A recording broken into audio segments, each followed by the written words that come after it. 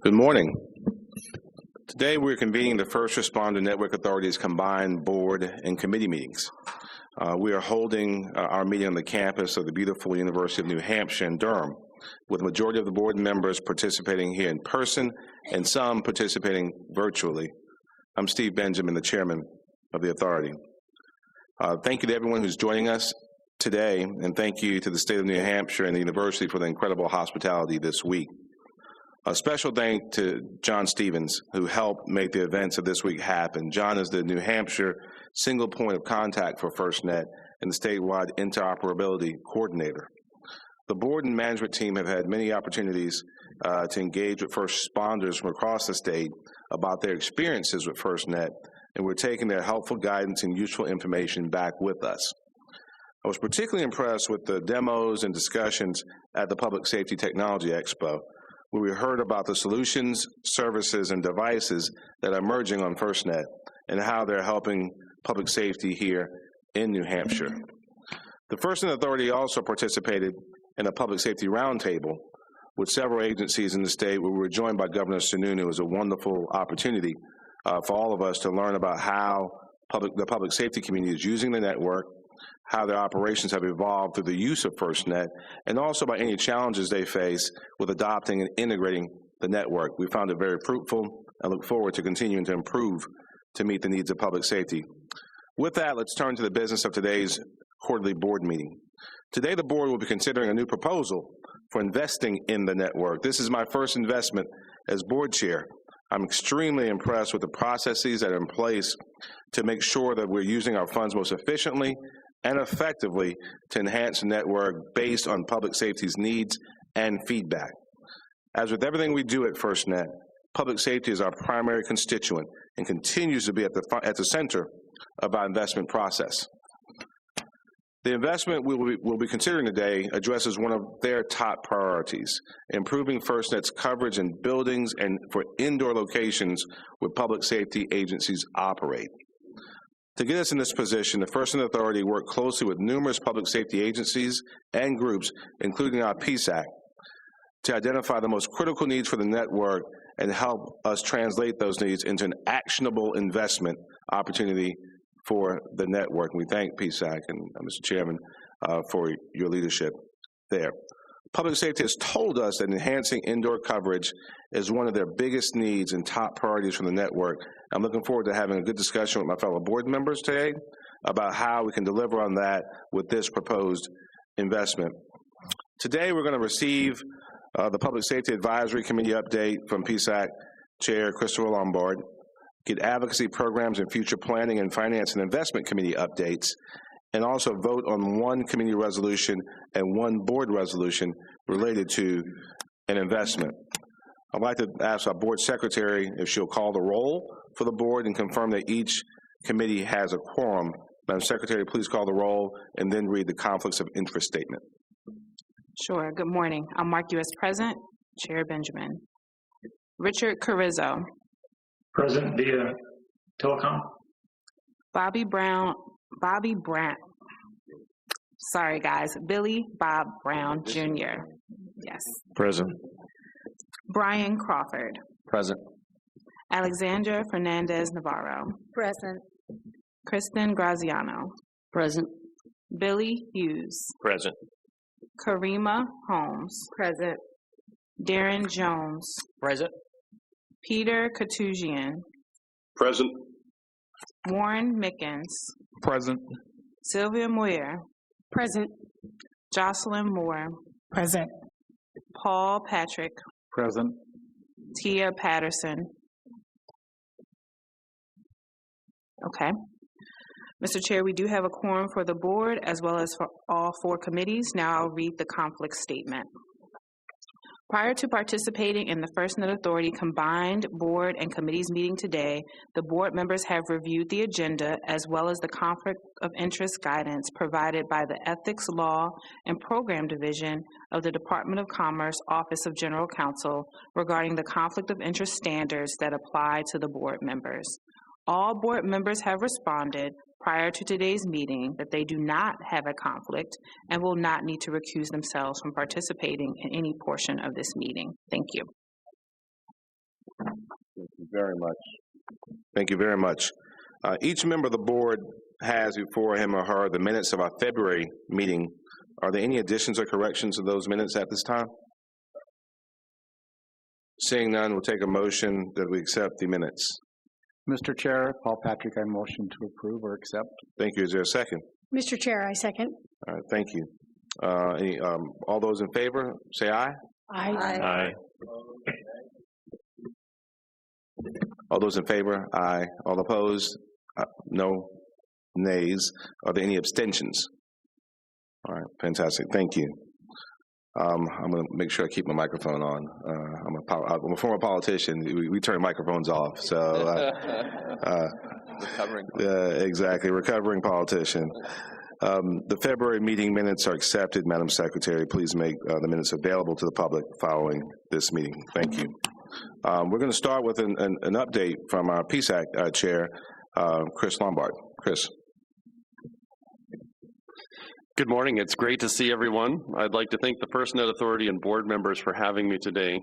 Mr. Chair, I too want to parrot what you were saying as far as thanking John Stevens, New Hampshire SWIC, for hosting us and showing us all kinds of exciting changes that are happening here in the New Hampshire area. The PSAC members participated in a webinar in March where the FirstNet Authority provided an investment overview and a coverage opportunities update. During the webinar, PSAC members were asked to provide their opinions on the highest and lowest priority of focus for the next 5 years. Among the options were outdoor, in-building, quality and capacity, resiliency, public safety focus. Public safety focus included topics such as air-to-ground, maritime, and backhaul evolution. Based on the 16 PSAC responses, public safety focus received the most votes, followed by outdoor and resiliency. For lowest priority, in-building received the most votes, given the authority's recent focus and successes in this area. This kind of targeted input will be helpful to the authority's team as they work towards the 2022 priority areas and further develop investment opportunities. It was a great discussion, and the PSAC looks forward to more of this kind of engagement into the future. A handful of PSAC members participated in the Information Exchange Focus Group, where they provided their input and perspective on the need to exchange information among mobile applications and challenges associated with doing so. The FirstNet Authority team is also looking to discuss the FirstNet Central ecosystem with the PSAC Users Working Group. We have one PSAC member update since the February board meeting. I'm excited to welcome our newest PSAC member, Joe Brooks, representing the at-large fire non-management first line responder, the IFF group. Joe is a radio supervisor for Boston Fire, and we look forward to Joe's membership on the PSAC. Thank you for being here today too, Joe. The Tribal Working Group has met virtually every month thus far in 2022 with updates from the PSAC, FirstNet Authority, and TWG members. During the April teleconference, delegates provided feedback on the FirstNet Authority 2022 Tribal Engagement Strategy. The May teleconference was this week and focused on planning for in-person TWG meeting next month. The group and I look forward to getting together in the Boulder Lab to further work on the 2022 tribal strategy with the FirstNet Authority team. In closing, thank you all again for your time. I look forward to continuing to work with the FirstNet Authority Board and leadership and my fellow PSAC members on how the PSAC can offer its expertise to enhance the FirstNet network in 2022. If there are no questions, that concludes my update. I'll turn the floor back over to you, Chair. Benjamin. Any questions for Chairman Lombard? All right. Well, thank you all. Thank you, Chris, as usual, and welcome, Joe. Welcome. We're now going to update from the Advocacy Committee. I'll turn this over to our Vice Chair and the Chair of the Advocacy Committee, Richard Carrizo. Chief. Thank you, Mr. Chair. Before I begin my report, I just wanted to take a few moments and recognize that today is the International Firefighter Day, in which we recognize all firefighters throughout the entire world, just not this nation, but the entire world that have perished doing their job over the last year. So today, again, is National Firefighters Day. But also I'd be remiss, since this is a public safety committee, completely on my cohorts on the board, is that next week is Police Week, and there will be many activities at our national capital. The following week will be National EMS Week, and in April we recognize the National Public Safety Telecommunicators, 911 operators throughout our nation. So congratulations to all of our public safety cohorts out there and partners. So with my report, I would like to report that it was wonderful to get back in person. Back in March, the FirstNet Authority team attended the International Wireless Communication Expo, the IWCE. There we saw many stakeholders, learned a lot from the sessions that we facilitated and also attended. CEO Parkinson and I attended and presented the America's Public Safety Network, its 10-year mark. I looked at the FirstNet retrospect along with another panel of past members of the FirstNet Authority. We continue to stress the importance of the FirstNet Authority and all the collaboration and team building that's been done and what we'll be doing over the next 10 years. It's so powerful when so many local and state public safety agencies come together and did come together as one to make this a reality when they lobbied Congress and created the authority. We also urge the continuation of collaboration for the next 10 years. This isn't just with the authority, but our stakeholders and our partner and team member, AT&T. I feel that this will continue to be an important aspect as we build out our network and its capabilities and gain subscribers as we move forward over the next 20 years, actually. I also had the pleasure of participating in the Congressional Fire Service Institute activities a few weeks ago, along with some of our authority colleagues. We presented at that time to the National Advisory Council, and there we gave them an update of where FirstNet is, where it's heading, and then we also were able to schedule some future meetings with that council. In June, we'll be attending the authority and its team members will be, attending some of the Public Safety Broadband Network stakeholders meeting. This will be hosted by the Public Safety Communications Research Program at NIST, one of our many partners. There we'll share the team's accomplishments from the last quarter. And in the future, what I'd like to do next, Mr. Chair, is talk about some of the highlights that have happened over this last quarter. Recently, we attended the Boston Marathon. This is something that we've done in the past, where we've provided support to our stakeholders. This year was no exception. Some of our stakeholders that we engaged with over the years have been the Boston Fire Department, City of Cambridge, and the Brookline Fire and Police Departments. We also met with PSAC members Joe Brooks, who again, the Communications Director for the Boston Fire Department. Joe, I'm sorry I'm not able to be there and talk with you in person, but so glad to have you on the PSAC. We also met with Jerry Reardon, the Technology Director for the City of Cambridge. Many members were also talked with at the Brooklyn Fire and Police Departments to get their perspective of FirstNet and how we continue to improve it along the Metro Boston area. The Boston Fire Department has used our services as well as many neighboring partner organizations from Brookline to many other urban area security areas. Most of the comments that we've heard through that time were very positive and looking forward to the continued work there. We were able to have some deployables out there as that has continued with our small cells since our last Patriots Day. We also attended the National Hurricane Conference in Orlando, Florida. We led a session called Harnessing the Power of FirstNet for Disaster Planning, Response, and Recovery. This presentation included content on FirstNet and how it benefits the emergency management. The team shared details on the tools available in the FirstNet Central. These included advanced network status updates, uplift program, and how to request a deployable. The team also promoted the FirstNet Authority's Network Experience and Engagement Program. This included pre-planning and incident planning engagements, the exercise catalog, and how we implement post-incident and event reviews for further engagements. There we also met with North Carolina, a new stakeholder, and representatives from DOD and other FirstNet colleagues participated in these. As Chief Lombard mentioned, the stakeholder collaboration team, in support with conjunction with the Roadmap Development Division team, conducted focus groups with PSAC members as well as interested public safety stakeholders. These focus groups, which have been mostly virtual, with a few in-person sessions, as I explained at IWC and also at the Minnesota Statewide Communications Conference, have provided invaluable, important feedback and perspective to our teams. Through the public safety participations, many challenges with information sharing, the team has heard how some of these agencies are tackling these challenges themselves to ensure data silos do not impact public safety operations.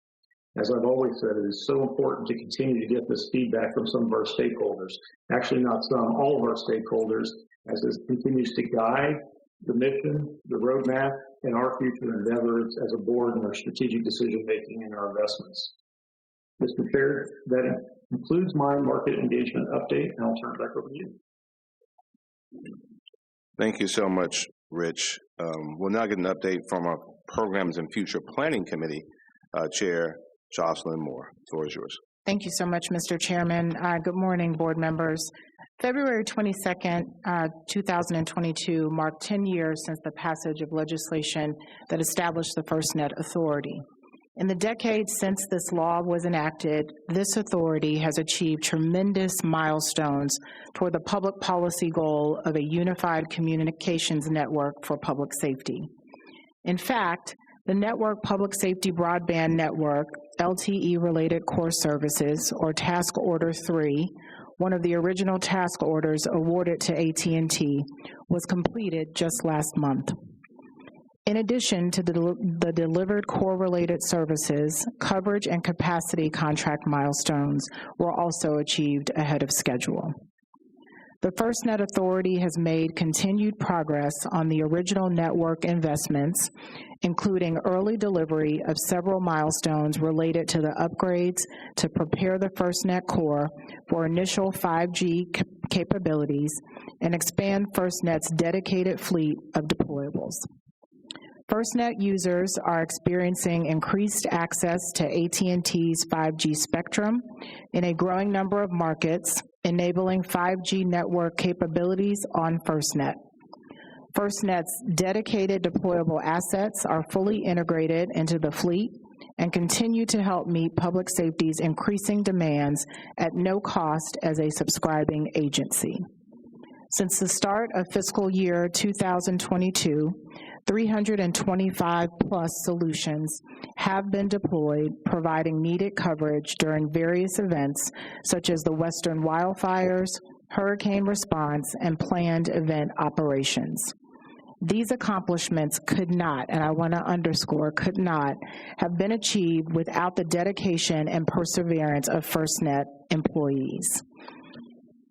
As a result, some of the employees of the authority had the honor of being selected for the 2021 Chief Acquisition Officers Award for Excellence in Acquisition by the Department of Commerce Acting Senior Procurement Executive and Director of the Office of Acquisition Management.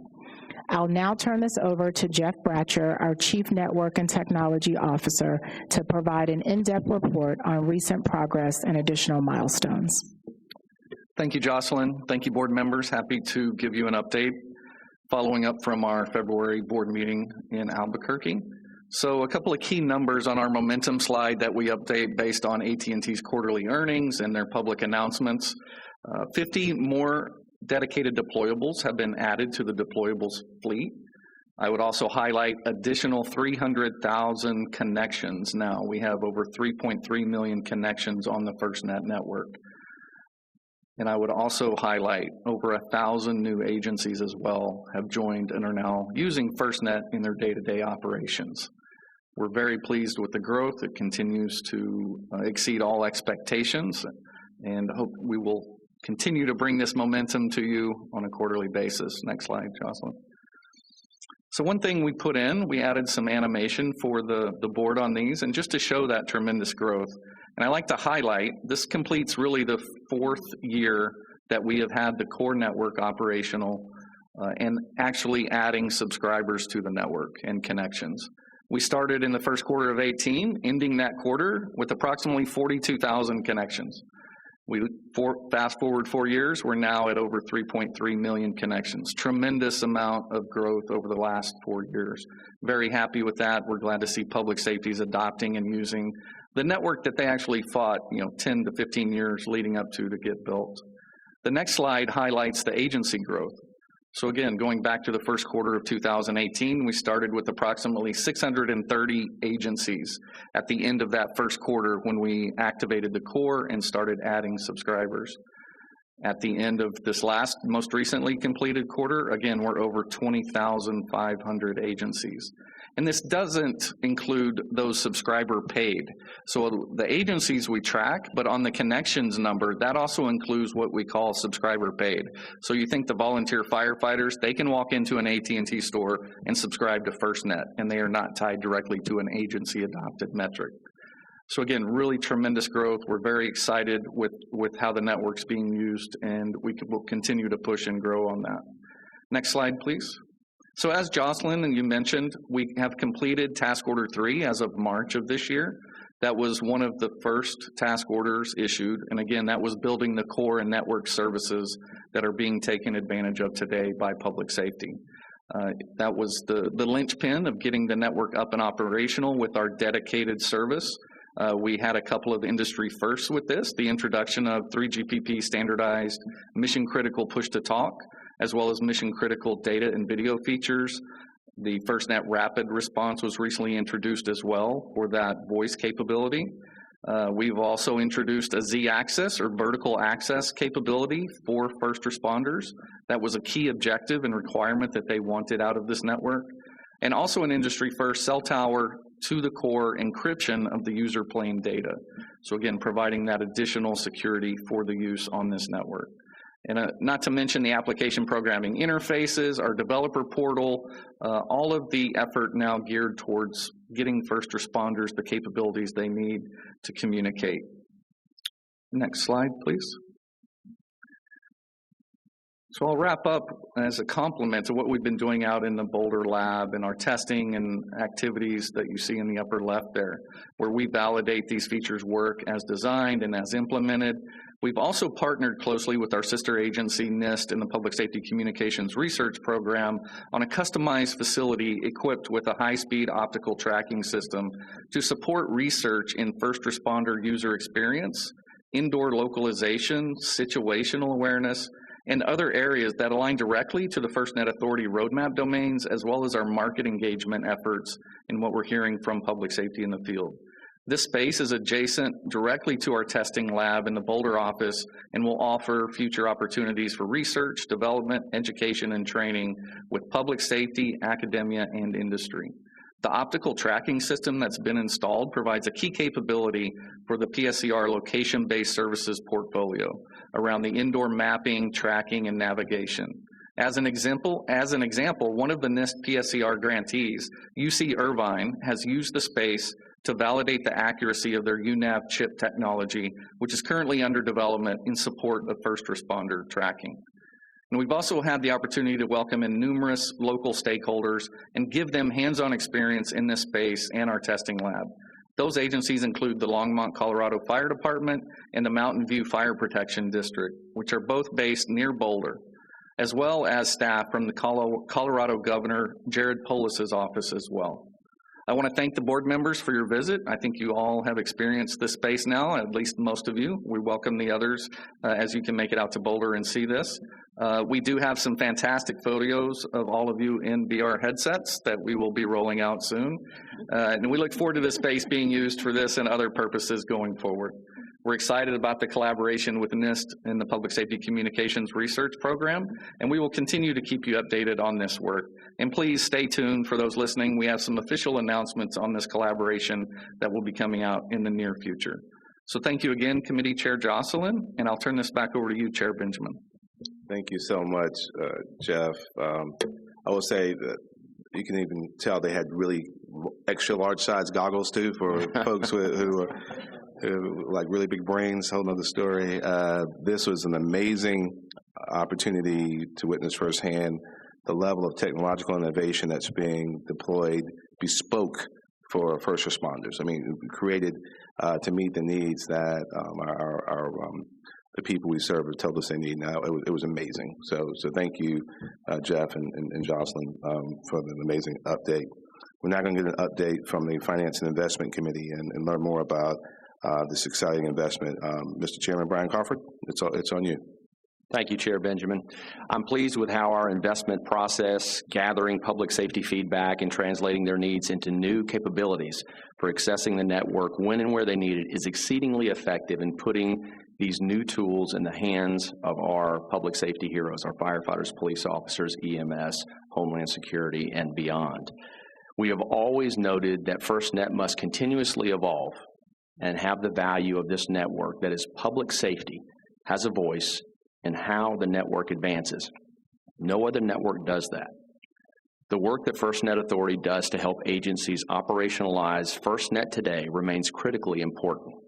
This work is sustained by our investment process and business model, which drives how we will make investments to improve and advance the network.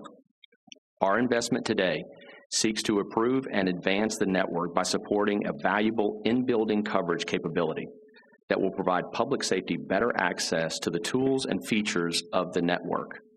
I'd like to bring back Advocacy Committee Chair Chief Carrizo to talk further about how this investment will make a positive impact for public safety. Rich? Appreciate that, Brian, and thank you. The steps we're taking today are just phenomenal. And just the pledges that we've made over the years to public safety for what they do, as this is their broadband network, and just how do we continue to build out this process. And here we are focusing on in-building communication challenges that they've had. As we heard earlier in the meeting, the authority conducted extensive surveys to many members of the public safety community, along with PSAC members that are representing the associations and other of our stakeholders. And out of that, 92% of the respondents reported back that they spend spend over half of their time indoors. I know that seems very weird for public safety, but that's what we do. We spend a lot of time indoors waiting for that next incident. Administrators spend more than half of their time probably indoors administrating the public safety needs of their communities. As public safety agencies depend more and more on these mobile devices that we have every day, it's their primary module for first responders to access all their mission critical applications and functions that they use every day. It's critical that connectivity is available not just in the outdoors, but indoors where responders spend that time. 76% out of that, of the respondents also reported they depend on, which seems a little odd, unlicensed Wi-Fi for their mission critical operations while indoors. Additional research showed that 80% of mobile sessions are initiated indoors, making high quality indoor coverage a real necessity for every first responder. The investment will provide Band 14 in-building coverage extension to primary public safety agencies deployed at their discretion. They can use these based on the devices that we're looking at. Is they can use them when and where they need them. So they can use them in police stations, EMS stations, fire stations. We've seen devices being used during COVID times with 911 operators operating out of their houses where they needed coverage. Public responders could use them in staging locations where there's outages. I think back of when COVID happened and we were setting up vaccination sites, these devices could also be used for those areas and into the future. It's just unlimited.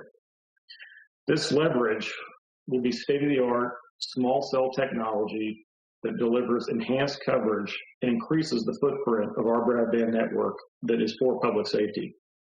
Our investment in public safety today will seed the public safety marketplace with leading the edge of coverage solutions and is constructed in a way to manage risk and provide flexibility to that market. The action we're taking today will help ensure that public safety is able to take advantage of the features of the entire first responder network when and where they need it most. Chief Moore, I'm going to send it over to you, and I know as a police chief, you probably have some comments on this also based on some of your past experience. I do, Chief Carrizo. We listen to public safety, and in looking at the public safety engagement surveys that Chief Carrizo just mentioned, From a law enforcement perspective, we heard that 71% of law enforcement respondents said that they spend over half of their time indoors. Surprising to some, but not really surprising to others. Furthermore, 60% of the law enforcement respondents also reported that they depend on this unlicensed Wi-Fi for mission-critical operations indoors. Many of the mission-critical functions for law enforcement, including prisoner processing, patrol operations, jail lockups, in-house training, and building security, require very strong indoor coverage. Public safety relies on Wi-Fi in buildings because it's really the best, or sometimes the only, option available absent a reliable FirstNet connection. This isn't surprising. Public safety desires the same prioritized, seamless user experience that they get outdoors when they are operating indoors for their primary work location. This investment to provide a small cell product that operates on our band 14 spectrum will improve the network experience for public safety, provide reliable FirstNet connection, which brings mission-critical services indoors, such as push-to-talk and video. It will enable a more reliable handoff to and from the macro network as a law enforcement employee or operator moves from our station to vehicles. This solution will also improve the efficiency and ensure access to mission-critical functions when and where first responders need them to do their jobs to safeguard the members in their community. This is really important. And I know, Sheriff Katujian, you have some insights as well, so we'd love to hear from you. Well, thank you very much, Chief. And building on Chief Moore's comments, sheriff's offices are heavily reliant on indoor coverage, not only in the community settings, but to perform critical functions like administering the county jail. These environments can be quickly dangerous, even in the best run correctional facilities.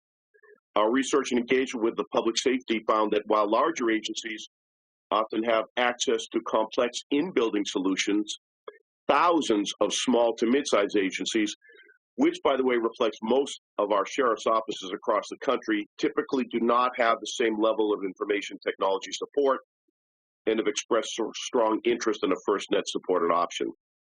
A lack of in-building coverage, all types of buildings, presents an issue for law enforcement, will increasingly become a barrier to FirstNet adoption as the use of mobile applications for public safety operation grows. This investment should really help public safety and provide greater equity as well between all the sheriff's offices and law enforcement agencies across this country, no matter their size, by providing a cost-effective solution for access to the FirstNet network where and when they need it. Committee Chair Crawford, I'll now turn it back over to you for the Finance and Investment Committee's resolution on this very important investment. Thank you, Sheriff Katujian, and thank you for the remarks from Chiefs Carrizo and Moore. Very important to have those comments come from people who actually have boots on the ground and are in contact on a daily basis with our first responders. In order to move forward with this investment, this committee would like to make a recommendation to the board as a whole. Through this resolution, the Finance and Investment Committee would like to recommend that the board approve the task order and take other actions necessary to recommend funds related to this investment. So before we vote, do any Finance and Investment Committee members have any questions about the proposed resolution? Hearing none, we've prepared to vote on Finance and Investment Committee Resolution 31. Madam Secretary, would you please read the operative language?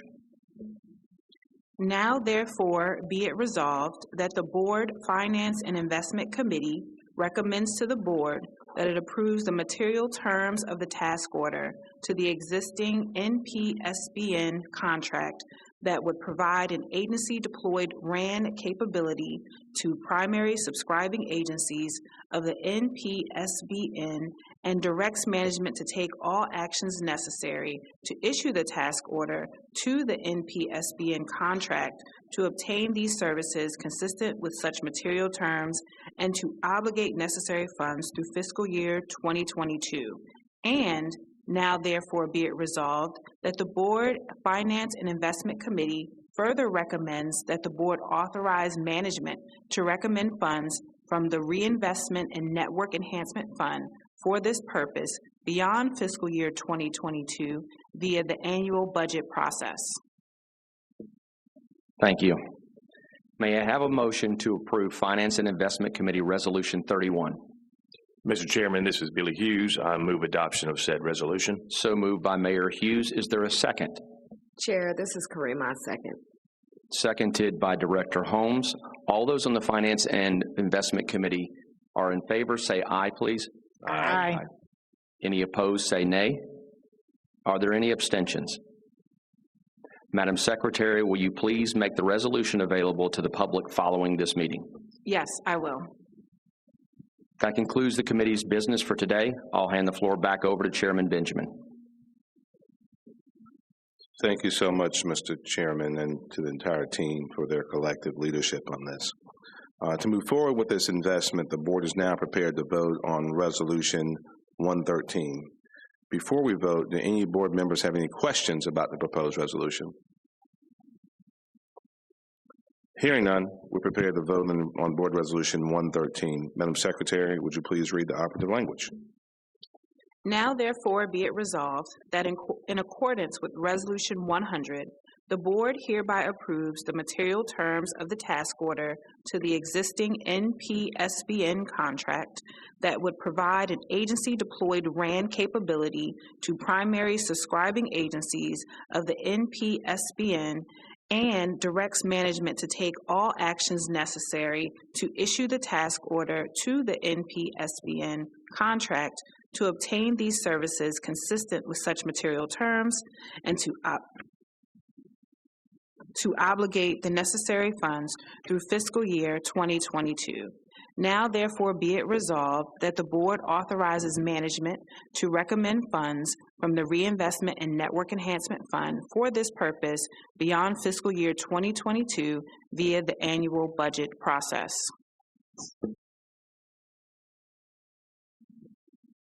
Thank you. May I have a motion to approve Board Resolution 113? Mr. Chair, this is Paul Patrick. I make a motion to approve Board Resolution 113. Thank you. Is there a second? Mr. Chair, Kristen Graziano, I'll second that motion. Thank you. All in favor, say aye. Aye. Aye.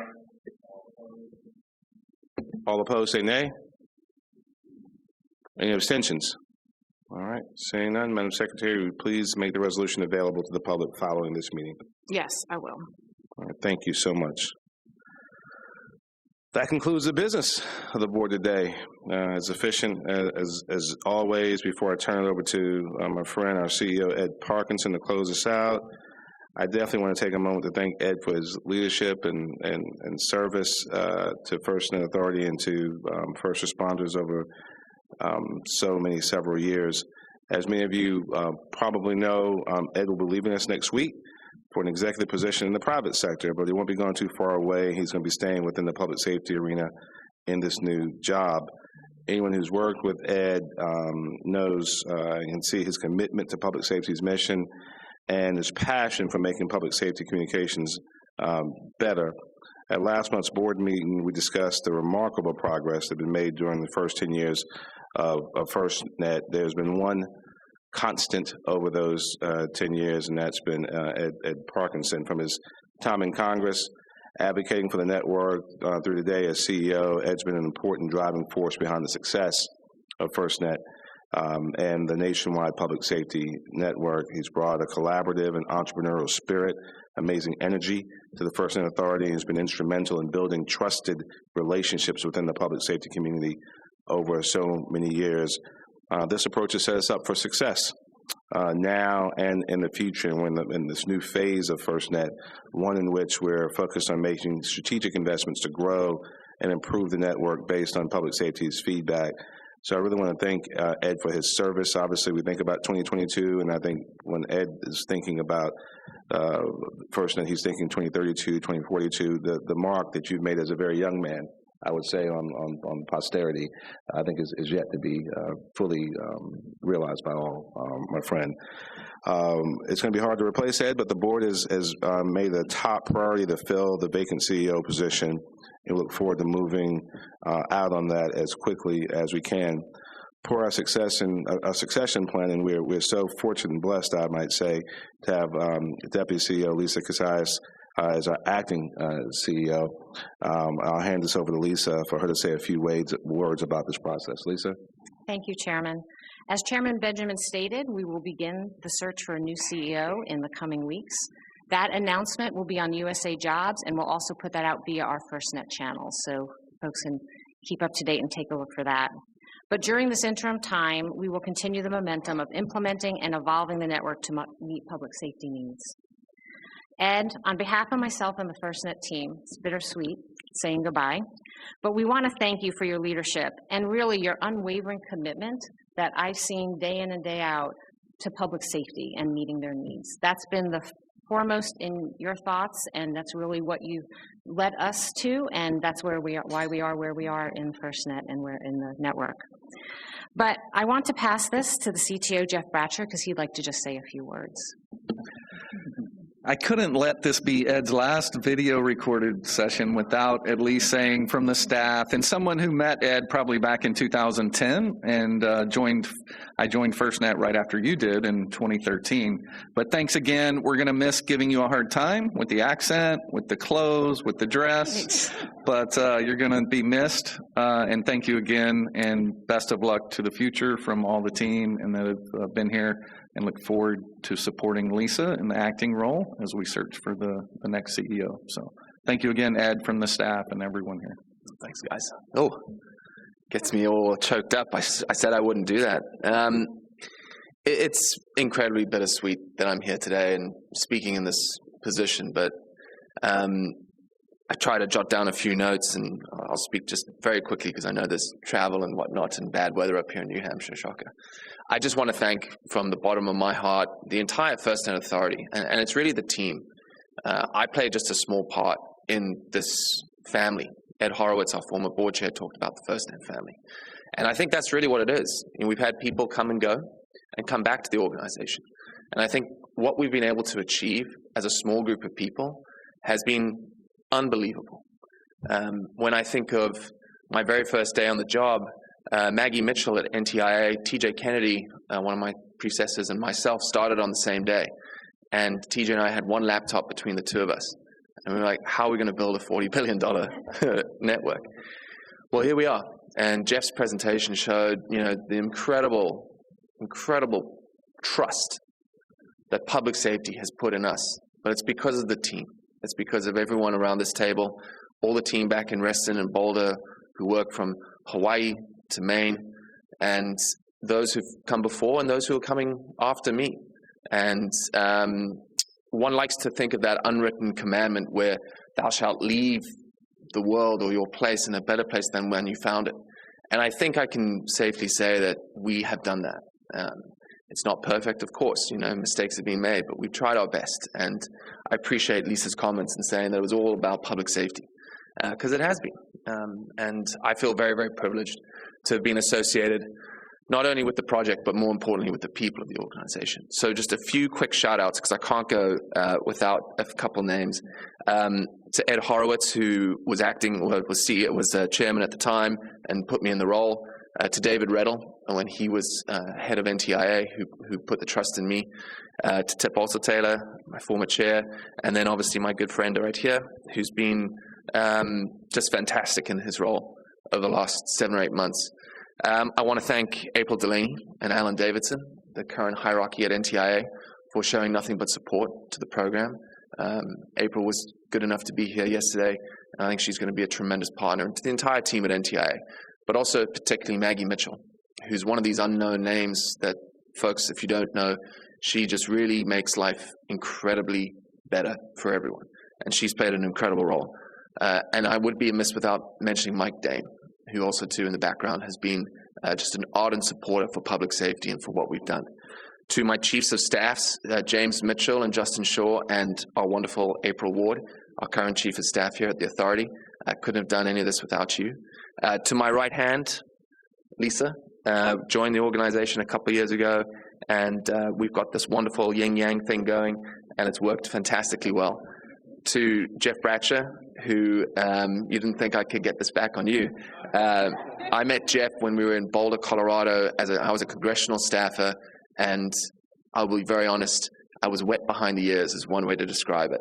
Jeff was there, Derek Orr, the PSCR team, great people, and really helped me back in the day, and it's amazing how funny fate can be, bringing us all together. Couple more folks behind the scenes at OMB, Austin Turner, Peter Hoy, and Ben Page. Again, unknown folks, but they do an amazing job behind the scenes. To Gail Kaufman over at the FBI.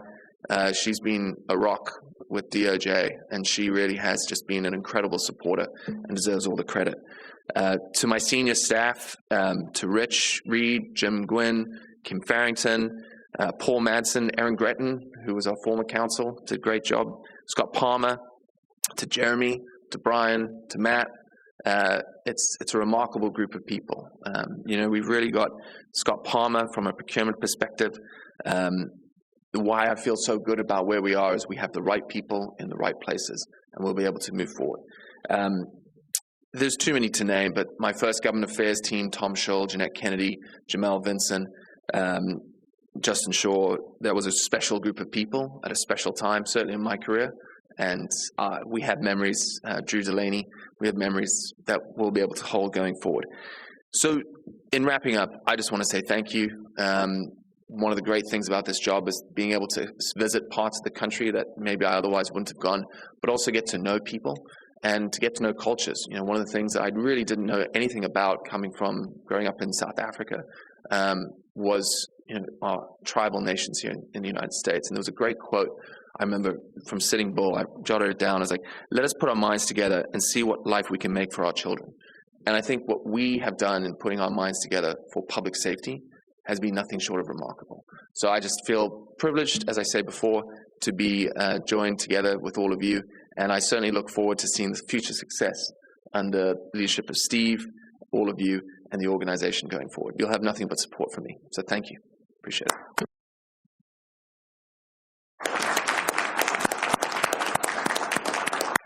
Thank you so much, Ado. Any other board members who might want to provide some brief remarks? Mr. Chair, Paul Patrick, I'd like to take just a brief moment to thank Ed not only professionally but personally for what you have done for me and for the association that I hold so dear to my heart, Emergency Medical Services. You've really helped us move up in the forefront of what FirstNet does, and your expertise and leadership has been remarkable, and oftentimes the word thank you is not enough, so we appreciate that, and I'm so impressed that you used the word family, because families are forever, and we're glad that you're here, and that will last going well beyond this. So good luck, and know that we're here to support you as we know you're here to support us. Thank you, Paul. Other board members? Mr. Chairman, I'd like to haze Ed for just a minute. At milestones like this, you do a little reflection. And I can recall when I was asked if I'd be interested in serving on the FirstNet board. And I said, sure. And then I learned more about the mission. I said, absolutely. The potential and the critical work that's being done. So then they said, well, you got to do a job interview. I said, I hadn't done one of those in a long time. So got a call, and there was this group that was gathered as before the days of Zoom and all that. So it was on the phone, and this fellow with a really peculiar accent started asking questions and talking. And of course, that was Ed Horowitz. And then this other chap gets on. I said, good gosh, what kind of international conglomerate have they brought here? And the talks went great, great visiting. I got more enthused about, getting to learn, of course, with me having no accent. I knew there would be no dialectic challenge. But communication is key. And so we move forward and have these first meetings and getting to know one another as we do. And for me, and I think for most of us, if not all of us, serving on this board has been one of the most impactful, meaningful missions that we could ever be associated with. And it has to do with the leadership and the team that we're privileged to work with, and the day-to-day team in particular. Yeah, there are a lot of things in life that either shape character or reveal it, and we've been through a lot here. And you get high marks on both. And I think your character comes through all the time. Your temperament, your consistency, and your passion for what we do, your grasp of it. There's so many accolades I could provide, but I think the constancy and reliability that you have provided to this board and your staff and the esprit de corps that we see with the enthusiasm that everybody understands first and foremost what FirstNet is about.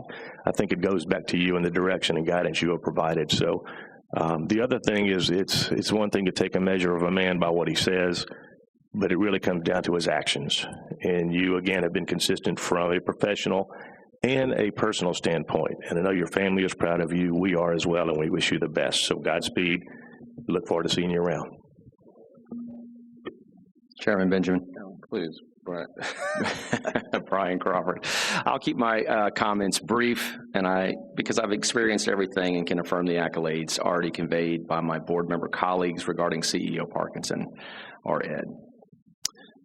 He has indeed been a tremendous leader, a strategist, team builder at the First Responder Network Authority, but moreover, he's been a player coach in always teaching, coaching, and mentoring me and others to navigate the sometimes challenging dynamics of FirstNet's administrative responsibilities in ensuring that the organization is operating at a high level of efficiency and effectiveness, while always keeping our focus on why we are all here, to place a revolutionary, game-changing, and life-saving communications medium in the hands of our nation's public safety heroes.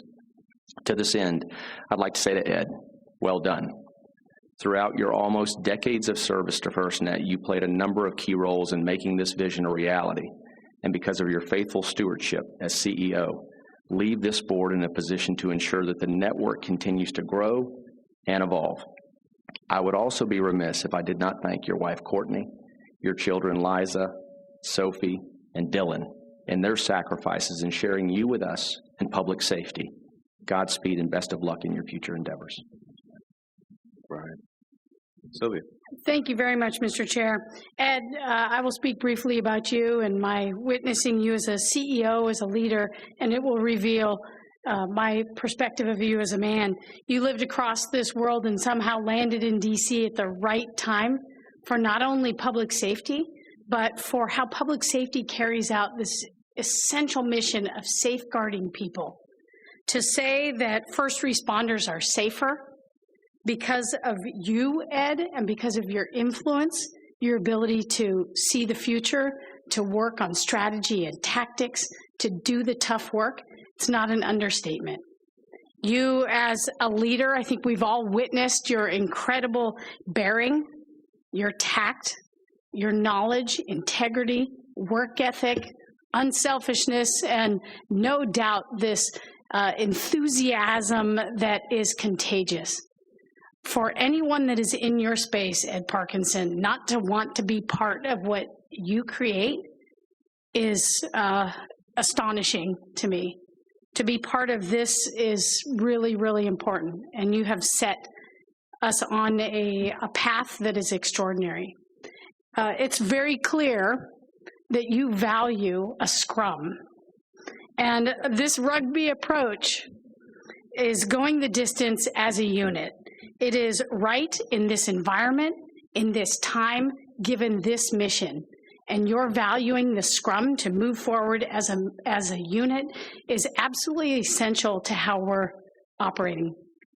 It has been an honor to serve on this brief time beside you, to witness your brilliance. We wish you all the best. We can't wait to witness your remarkable efforts, continuing to strengthen the way that public safety carries out this incredible, noble mission that first responders carry out. And I, Ed, am looking forward to seeing you at the finish line of our next marathon. You will finish several hours before me, but I will see you at the finish. We stand at the start line, we do the work, and we finish. You're a remarkable human being, Ed. Thank you. In South, we say amen. Amen. Thank you, brother. And thanks to all of you and all of our friends joining us here virtually. We're now prepared to adjourn this meeting. May I have a motion to adjourn? This is Board Member Fernandez Navarro, so move. Is there a second? Mr. Chair, this is Billy Bob Brown, Jr. I make a second. All right, all in favor say aye. Aye. Aye. All opposed, nay? Any abstentions?